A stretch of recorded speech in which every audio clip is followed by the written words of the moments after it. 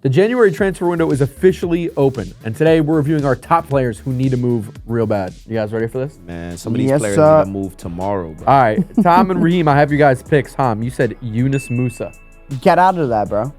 Get out of there. That was honestly like the dumbest decision, and this makes me so like curious, right? So a week before the end of the transfer window, Yunus Musa gives an interview to ESPN, and he said something along the lines of, "I can't wait for this season at Milan. I'm really excited. You know, we got a new manager in. I'm backing myself to like find my form again."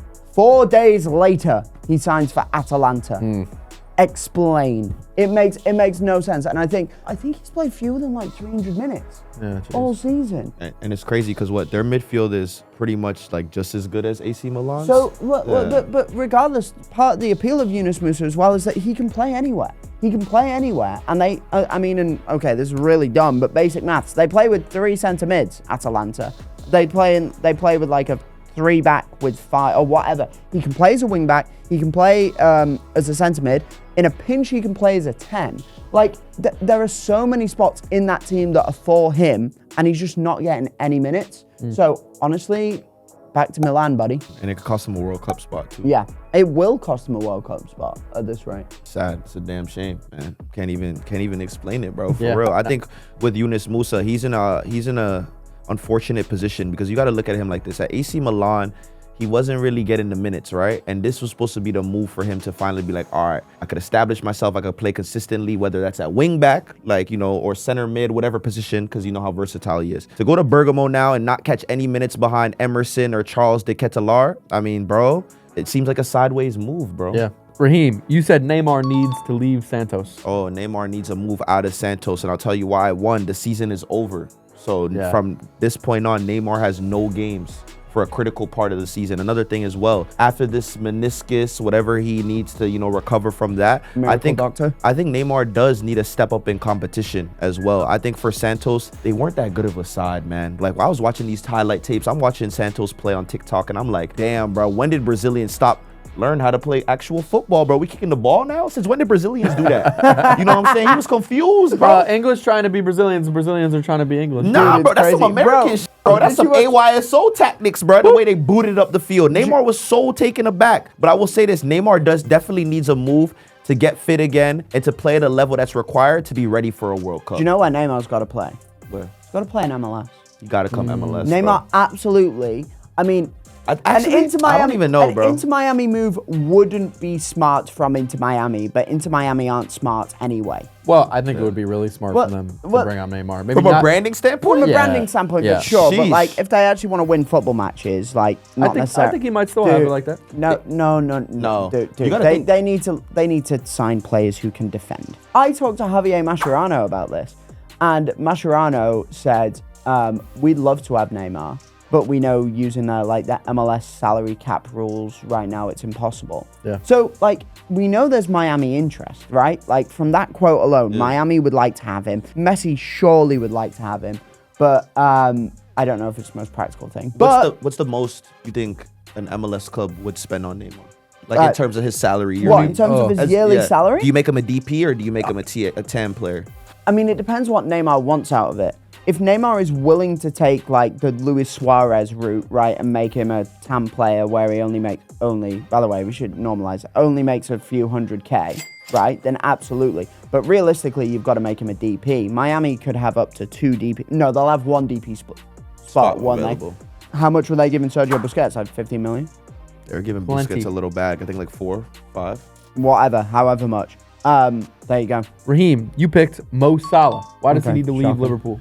There comes a time in a player's life when you got to realize that the relationship between him and the coach has dissolved. I think Arne Slot is honestly only playing Mo Salah simply for the reason of you got to get through these next couple months. And the only way to do that is to, you know, find some sort of common ground. I don't think Mo Salah is still happy at Liverpool, though. I think he still thinks that he should be starting every game consistently. He thinks that I scored 30+ goals last year. I won the league title. How am I not playing over Szoboszlai at right wing? Like, honestly, if I was Mo Salah, I would be mad too. I know the comments that he came out with a couple weeks ago, he shouldn't have done that. But at the end of the day, and a guy like Arne Slot and managers in general, once a player goes out that locker room and talks to the press, I mean, his teammates were even mad at him too. So like, Mo Salah got to take some of the blame and you got to take that blame and you got to move on to a different club to get a new start. I think for Mo Salah, I think now in his career, I don't even think it really made sense for him to even re-sign with Liverpool. I feel like he accomplished everything you need to do. Why not end on a high? And I think that's the problem with a lot of players is like they think that it's going to get better than what they ended the season on. For Mo Salah, I know that they made all these new signings, but it kind of seemed like a writing on the wall. If you're going to sign Isak, you're going to sign Ekitike, it's like we're moving on to that next generation, and I think he needs a new start. Tom, you said Raheem Sterling.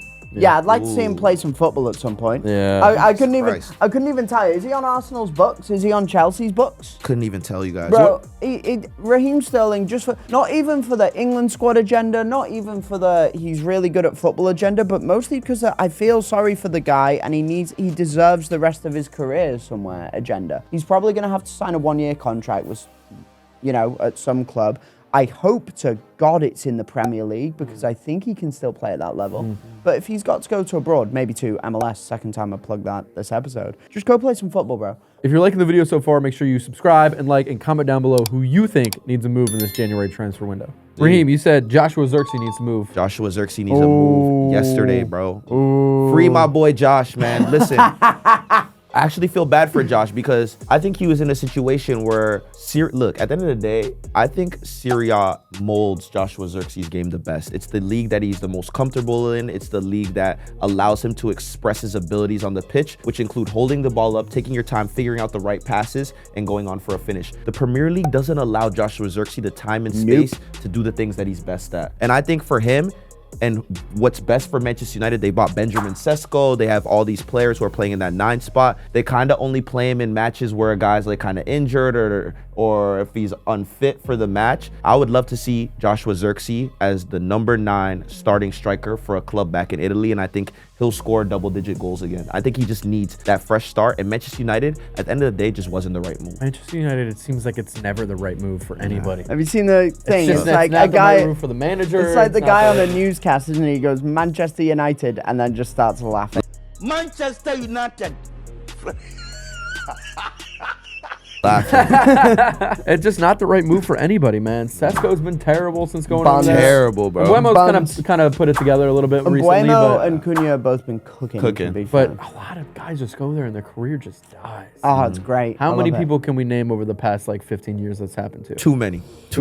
But that money at Manchester United, man, that thing talks. When you see that contract open up and it's saying 100K a week. More than 100K, bro. Yeah. Sheesh. All right, number 2. Tom, you said Ricardo Pepi needs to leave PSV. Where do you see him going? So the thing is with Ricardo Pepi is that we saw 12 months ago he was on the verge of moving to a Premier League club. I believe the rumor was West Ham. Yeah, that was it. But then he did his knee, right? And he was out basically for the rest of the season. He's scoring goals for PSV again. I think this is the time for him to take a little bit of a step up, right? I think as a striker, you need to take advantage of like any instance or moment or whatever when you're finding the back of the net. This is when Pepe's stock's high.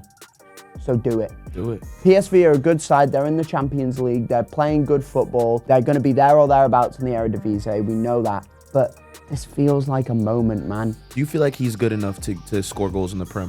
No, but I don't know. But he could score goals in La Liga, and that's certainly a step up. Yeah. He could score goals in Italy, and that's a step up. He could score goals in France, which is still a step up. The Dutch league is really good, but Ricardo Pepi's too good for it. For our number 1 most needed transfer, Tom, you said Rodrigo. I think Rodrigo could have gone not only last summer, but the summer before. I think as soon as Madrid signed Mbappe, the writing was on the wall. We all knew that Rodrigo wants to play on the left and is happy to play through the middle, but hates playing on the right. Where's the room for you in this team? And look, let's be honest, Real Madrid don't need the money, right? Like, we can't say it being like, oh, Real Madrid should cash in.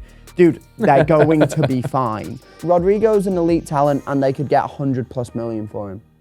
It makes sense. For him as well, you get the sense that he loves playing in Madrid. He scores important goals for them, but he deserves to be playing week in, week out, man. It genuinely could walk into any, and this is such cliche.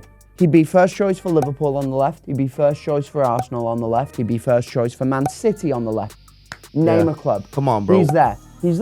I mean, there was rumor as well, wasn't there, that like City were trying to negotiate some sort of deal for him over the summer. I don't know how much of that was just hearsay, but he's an elite talent. Madrid, the problem with Real Madrid is that they have 3 of the best 5 left wingers in the world in their team At the same time. at the same time. And not everybody could play left wing, bro. Yeah. One position for 3 dudes. Yeah. Yeah. Come on, bro. Yeah, It's whoa. not gonna work. Whoa. One position for 3 boots. Yeah, that sounds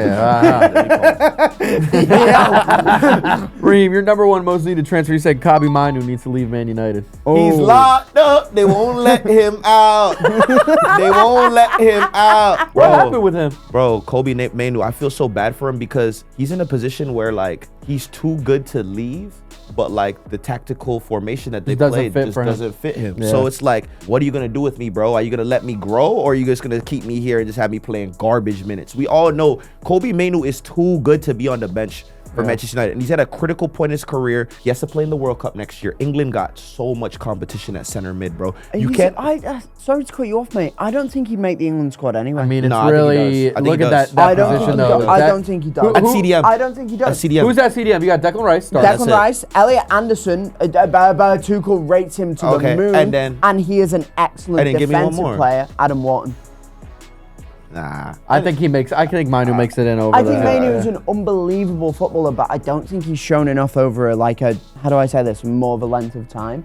Like, if Manu had played a full season this year, then yeah, I'd be a bit more sold. Then which brings me back to my argument. That boy There you needs go. minutes. Yeah. That boy needs Yeah, to play. sure. He needs to be on the pitch. He needs to be playing minutes. He needs to grow. He has the experience. If I'm looking at other teams around the league and I'm seeing their starters starting CDMs, Kobe Maino's better than a large part of them. Like, you know what I'm saying? So for a team like Manchester United, look, you have Bruno Fernandes playing CDM, Casemiro as well, and Amorim is just stuck on this formation. I heard there's rumors that he might switch to a 3-man midfield. Someone was like, he's gonna change. He's not going to change. Yeah. Listen, the one thing about managers is that when they have a system and it's stuck in their head, no matter how good you are as a footballer, you will never get in that 11. You Yeah. could go in every day, you could train, you could do your thing, you could eat right. And I think that's what a lot of fans don't really see beyond the glasses. Like, football is an opinion game.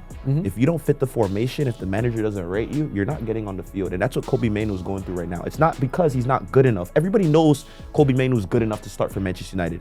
But if a manager sees that you don't fit a particular tactic or a particular system, those are odds that you can't beat, and you need to go somewhere where you feel loved. So for Kobe Manu, please, you need to leave Manchester United by yesterday to save your career. Raheem is making me emotional today. He's Cooking. he's spitting a Right, lot of cooking, facts. bro. He's got some platitudes going as well. Facts, bro. I'm Leave, like- bro. I'm Free like- him. Free him. We're the Akon, bro. We have a very exciting January transfer window ahead of us. Make sure you subscribe, like, and comment down below who you think needs a move in January.